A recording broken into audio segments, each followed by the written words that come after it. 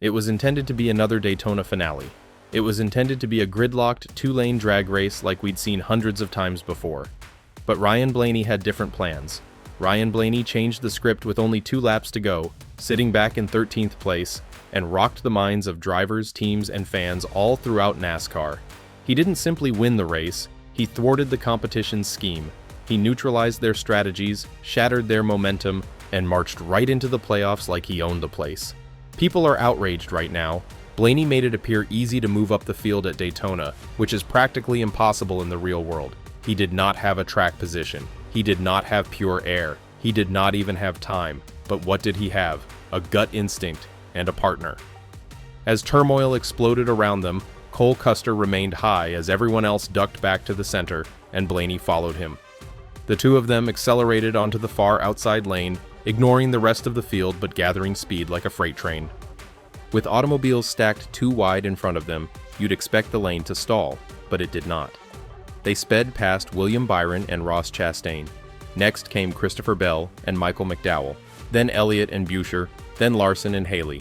4 double-wide rows were gone in about 40 seconds. Not a single driver moved up to block. None of them dared. And just like that, Ryan Blaney was in the mix, sprinting from 13th to 1st in what could be one of the best closing laps in modern NASCAR. But this is where things get wild.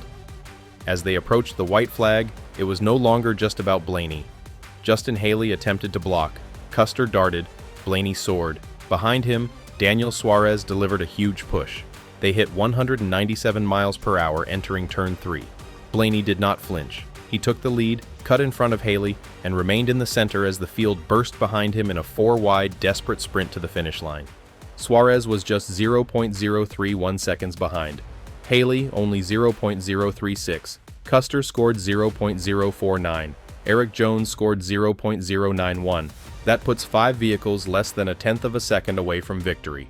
Nonetheless, Blaney portrayed it as cold and deliberate, as if he had been planning it all night. It was as if he knew exactly when the moment would arrive, and everyone else was just playing along.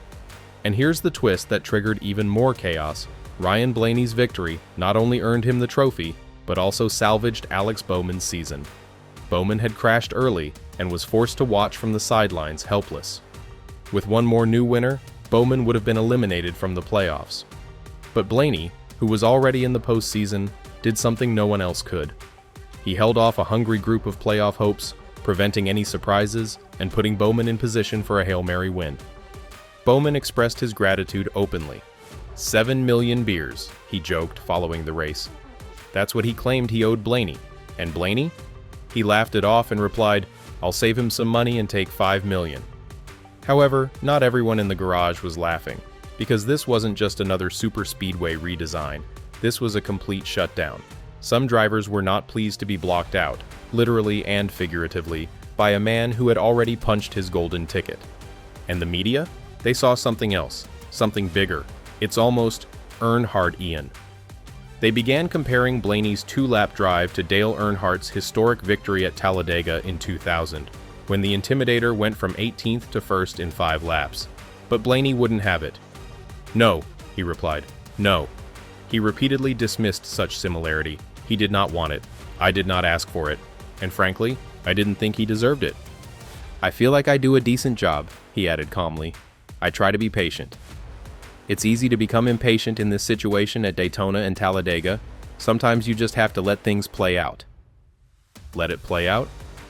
That is the understatement of the season, because Blaney's actions lacked patience. It was about precision, knowing precisely when to make your move, knowing precisely who to ride with, and ending every other driver's playoff dreams with a calm, cool, perfectly timed run right through the turmoil. But it isn't over yet, because when the dust settles from Daytona, there is one burning question in the garage. So what's the question reverberating through every garage stall, pit box, and motorhome since Blaney's Daytona takeover? It's this: how the hell did no one stop him? Make no mistake, drivers aren't only surprised, they are angry, furious even. Blaney made it look too simple, and I was furious. Furious that in a race where so many people were battling for their playoff lives, the guy with nothing to lose chose to play spoiler. Blaney didn't need the victory. What about the rest of them? They needed him to stop doing what he did. And now that he has, some of them are packing their haulers early. You can feel the frustration beneath the surface. Guys like Justin Haley, who led laps and fought like a maniac, only to see it slip away. Cole Custer made the move that made the moment possible, but was edged out in the final 200 feet.